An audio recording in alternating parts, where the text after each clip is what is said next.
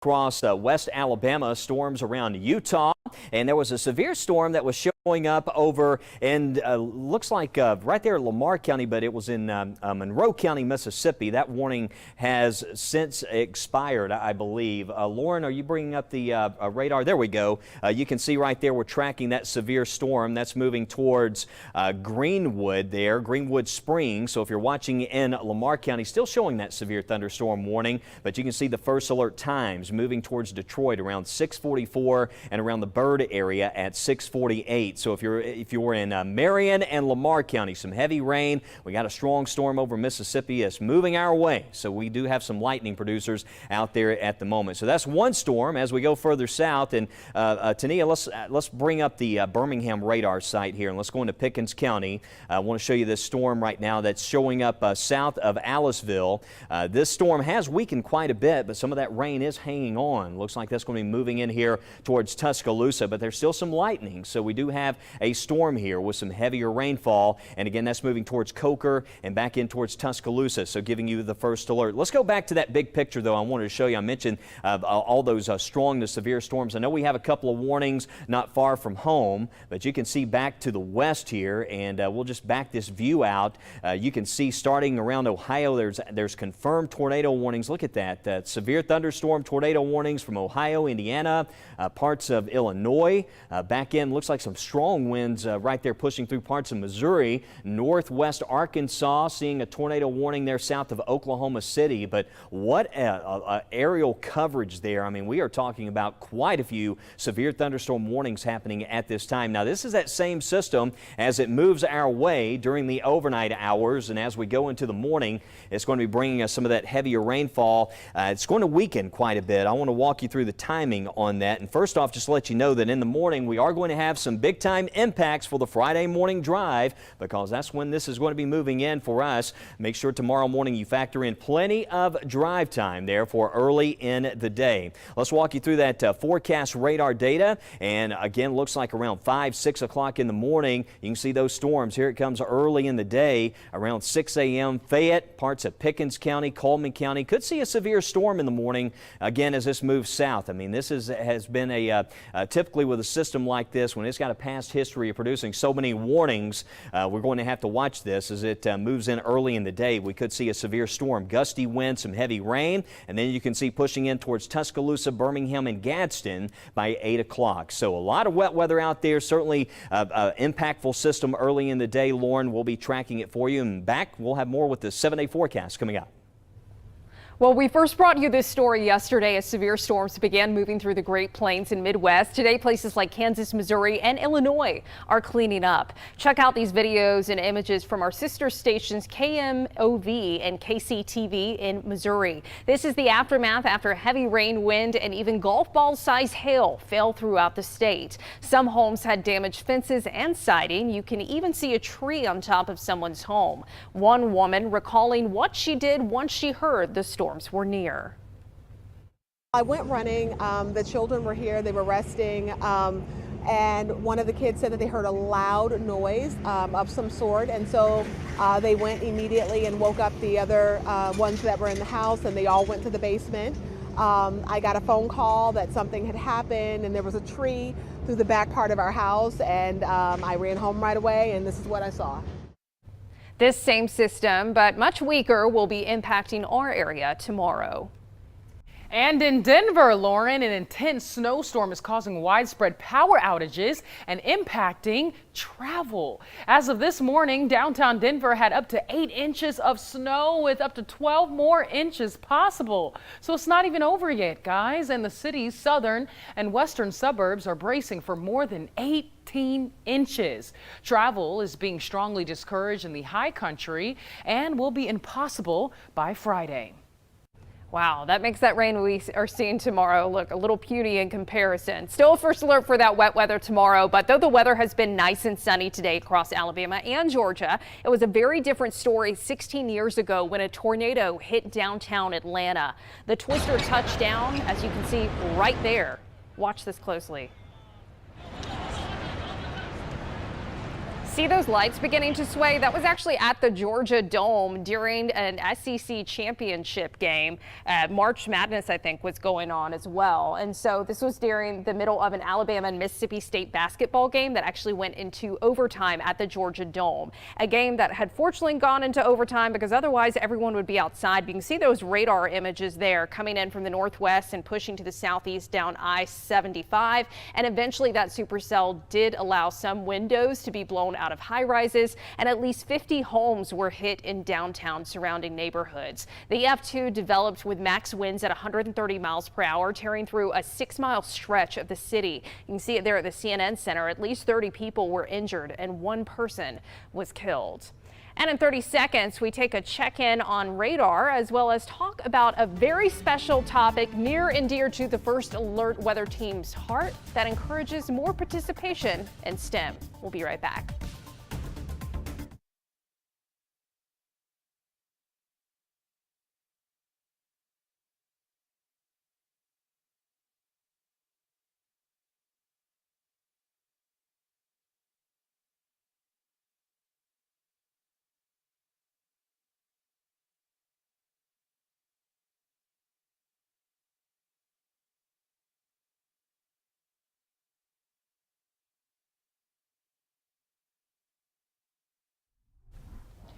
Welcome back in, everyone. First Alert meteorologist Tania Michelle here. I just want to show you some areas that we're watching. That severe thunderstorm warning that was out to our west has now expired, but we are still watching some heavy rain and a strong storm pushing through north and west central Alabama within the next hour. So just expect some heavy rain pushing through Hamilton. This is on and along Interstate 22. A first alert for a strong storm once again moving through your area. We're going to continue to track more rain and storms pushing through central Alabama as we approach your Friday morning. We'll talk more about that, though, right here on First Alert Weather Extra. But I want to send it over to Lauren because today is Pi Day, which means STEM is in the air. We're wearing purple. STEM is in the air. I'd rather have STEM in the air, Tania, than pollen any day of the week. Oh, I agree with that. Yeah, like Tania said, it's not just Pie Day, which, by the way, there is a ton of pie in the kitchen. So thanks to WBRC for keeping us well fed today. But it is also Dress for STEM Day. That's why Tania and I are both wearing purple, and also Chief Meteorologist Wes Wyatt standing here in allyship with us to support encouraging more women to be in STEM fields. This is a grassroots movement that started about 9 years ago with actually a group of female broadcast meteorologists. And we want to go over some of the stats of why this is a concern and why we want to highlight the underrepresentation of women in STEM fields. So women, they make up nearly half of the workforce, but only 27% of them hold STEM careers. And if we look at broadcast meteorology as a whole, technically only 29% of working broadcast meteorologists are female and only 8% of chief meteorologists are female. And if we look in the broadcast meteorology field specifically, men outpace women in on-screen STEM roles 7-1. So we want to see changes in those in the coming years. So what are some steps we can take? Well, provide role models. That's really important for us too, to go out in the community and speak to younger children, younger girls, to encourage them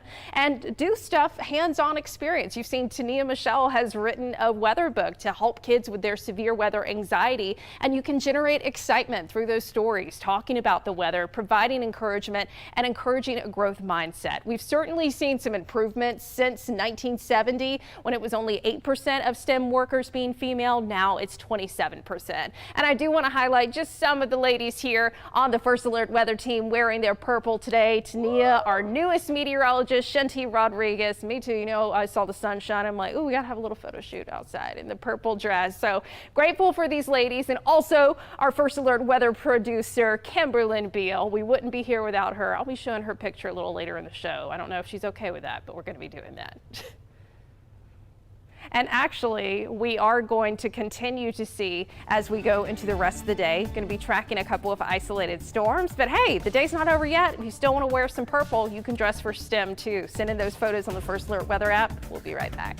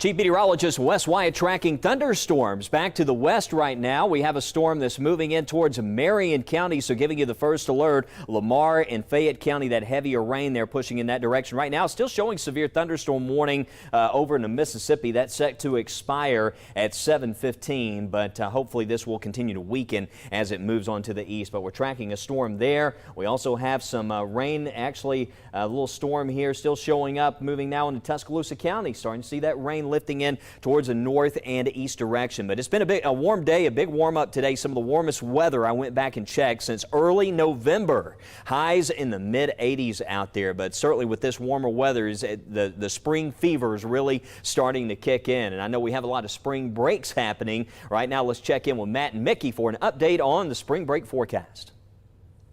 It's that magical time of the year known as dun dun dun spring break. Yeah, a lot of schools eventually going into next week, the end of March, they're going to be off for spring, and maybe you want to go to the beach. Yeah, back in the day, it's like Fort Lauderdale was the place to go. This was back in the 80s or whatever. Then it switched over to Panama City, and now it's like nobody wants those spring breakers. Yeah, but hey, you know what? It's still the beach. If you Party in moderation. Yes, be responsible. Now let's talk about the weather along the Gulf Coast. Just to give you an idea on those water temperatures, still pretty chilly. It's March, so in the mid 60s is normally where we're at for this time of the year. You don't really want to be in the water until it's about 80 or warmer. It's like everybody's excited to get down to the beach for spring break, but then you run and get your feet in the water going, I'm going back to the heated pool. Yeah, so if you really want warm waters, maybe go down into the Caribbean area where it's like in the 80s there, but along the coast, of course, still dealing with some cooler temperatures, mainly in the 60s where you see those green colors. And there's always some kids out there. Of course. Kids are going to get in the water regardless. So we have a moderate rip current going into tomorrow, but Saturday, Matt, we could see some high rip current. Yeah, we got this system, of course, that's going to give us some storms here tomorrow. It's going to make its way to the south, and it's going to kind of cause a pretty high, significant rip current threat along the Gulf Coast going into the weekend. It'll start to diminish a bit by the time we go into Sunday. So here's a look at the next 2 days if you're going to the beach. A little unsettled Friday, especially Friday evening, Friday night. The rain that we're seeing here will try to make its way to the Gulf Coast, so just want to give you that first alert. Saturday may end up a little bit drier, still a chance for a few showers. Yeah, so if you can hold off till Saturday, and maybe, since you haven't been out in the sun in a while, that cloud cover might be good for you on Saturday. That's right. But we could get up an 1.25 inches in Mobile and down through Pensacola, maybe 3/4 of an inch. That's fairly substantial. Here's a look at the next 7 days. Now, it does cool off a little bit going into next week, but 67 degrees, that's pretty comfy. And then, take a jacket with you. You should be fine going into next week. One of those long sleeve beach shirts. Yeah, I mean, it's chilly, but you're still at the beach. Yeah. You get to hear it, see it, experience it. So if you're out next week for that, enjoy. Maybe you don't want to go to the beach. Maybe you want to go to the mountains. Yeah, the Smoky Mountain forecast looks like this. Now, if you're into, last little bit of cool weather before we get into spring, check that out. Going into next week, you might get a fire going in the cabin because we're down to 26 degrees for an overnight low going into Tuesday morning. Brr. That is burr. That's pretty cold right there. But hey, wherever you go, if you're going on spring break or you're just staying around here, just make sure you download that WBRC First Alert Weather app and get forecast on the go through there. And bounce back here after spring break and have a safe trip. Already getting some springtime pop-up thunderstorms across Alabama. You can see back to the west some significant lightning with these storms right now. So if you do get the lightning alert on the First Alert Weather app, you need to be indoors right now. Northern Lamar County and in Marion County, we have a strong storm pushing towards Hamilton and still seeing a lightning producer. Non-severe storm, but some lightning now into Tuscaloosa and back into parts of Greene County. You go further east, dry right now Birmingham, but warm, 80 degrees, 79 at Anniston. Clanton 75 to the north. Oneonta and Coleman also enjoying the mid-70s at this time. Let's go in for a closer view on First Alert AccuTrack radar. And this storm that's showing up back into Mississippi. This is over Monroe County into Mississippi. It's moving towards the Detroit area, Byrd, Pine Springs, Sulligent, Winfield, if you're in Twin and Hamilton, Hackleburg, places like that, this storm may hold together and bring some heavier rain as it tracks onto the north and east direction. You can see the lightning strikes there, over 100 strikes with that storm. And this one that's starting to ramp up, some heavier downpours right around Knoxville here in northern Greene County. So from Knoxville back to the Toll Bridge Road here in Tuscaloosa, Ralph, Romulus, and the Gina community out there in the Sipsey Valley playing for some heavier rainfall. That storm's lifting to the north towards Lake Lurleen. Greensboro, just north of town. You get out here close to Big Creek, you can see that there's a chance for some showers there crossing Highway 69. That's there north of Greensboro High School. And as we look at the setup for tonight, the chance for wet weather and these pop-ups, we're seeing a lot of that in West Alabama. It's going to stay there across West Alabama for this evening. But by 10 o'clock tonight, notice that the most areas still dry, at least for the first part of the night. But we go past midnight into the early morning, and here it comes. All those storms that we're tracking back to the west, a big time severe weather outbreak across the country happening right now. That system, as it starts to move in, it will weaken some. I think the rain-cooled air might start to kind of outrun some of that heavier rain, but we still could have some high wind gusts, some hail producers, and we will need to be alert for some impacts there for the morning drive time. Look at that, 8 o'clock, some heavy rain pushing through Gadsden, Springville, back towards Trussville and Centerpoint, Birmingham, Tuscaloosa, and that settles into the south, and then we'll have some leftover showers there into the afternoon and evening. But once we get past tomorrow, looking ahead to the weekend, we could see some showers through tomorrow night. Saturday, you can see here, has trended drier. Sunday, it looks like we're going to see some rain coming back and mainly for areas off to the south. Here's a look at that weekend forecast. And again, you can see Sunday some showers possible, especially for areas to the south. And as we go into the afternoon and evening, we'll start to see that ramping up across those southern areas. And then the colder air takes over. We've got the drier weather on the way. So for right now, continue to enjoy those warmer afternoon conditions. But again, rain and storms likely for tomorrow. And then we'll be watching for freezing conditions early next Tuesday morning. High temperatures also around 62 there towards the middle of next week, and more showers coming back towards the end of next week. And we're about to check on the First Alert weather calendar, but first off, I want to show you some very cool weather photos. You don't see this often around here. It's a type of cloud called a lenticular cloud, and Rob McBay captured some of these. You often see a lot of photos. I have a lot of followers on Twitter. I keep up with some of the cloud formations on the West Coast, and you see this a lot around places like Mount Rainier and around the Rockies. As the air is forced to lift, it actually starts to cool and condense, and you end up, it almost looks like UFO-shaped clouds. That's why we call those lenticular clouds. But just an incredible, I don't even think I've ever seen this sort of pattern with those types of clouds, especially here in Alabama. But that was in Madison County, and I want to thank Rob McBay for sharing those with us. And also, you know, we've been talking a lot about the solar eclipse coming up. Hey, we got a lunar eclipse coming up in just a few weeks. It's a penumbral lunar eclipse, which is another name for a partial lunar eclipse. It's the faintest type of lunar eclipse, and you may only see the moon's shadow when you're around 2/3 of it covered up by the outer parts of the moon's shadow. That's coming up on the 25th of March. So plan for that. March the 25th is a Monday. It's going to happen during the early morning hours. So coming up on March the 25th, the lunar eclipse. All right, so let's talk about I mentioned the 7-day. Let's go beyond the 7-day, Tania. Let's go beyond the 7-day, Wes. Tell us some better news next weekend. Yes, but Friday there could be some wet weather around, Wes. Taking a look here at our First Alert weather calendar, we definitely have rain and storms for your Friday, but next Friday it looks like we can be in that same pattern. But like Wes said, some better news for next weekend. But this weekend really isn't that bad either. I mean, March 16th and March 17th, mostly dry. I think we're going to see more rain pushing through on Sunday than we will Saturday. And then we're dry for the start of next week, but a lot colder as we bring in the first day of spring on March the 19th. We've got freezing temperatures Tuesday morning next week. We could see lows reaching cooling into the upper 20s and definitely most spots into the low 30s. A little bit warmer by Wednesday and Thursday, but we have another rain and possible storm chance Thursday and into Friday. But once again, next weekend looking a little bit drier, staying dry for the start of the almost close to the end of March, March 25th and the 26th, and another rain chance back in the forecast by March 27th and March March 28th. So looking beyond the 7-day and across the United States, our 8 to 14-day rainfall outlook between March 22nd and March 28th, showing that majority of the U.S. is really going to see above average rainfall, and that includes us right here across Alabama. So still more rainy days as we approach the start of spring. But what about those temperatures? This is our 8 to 14-day temperature outlook, March 22nd through the 28th.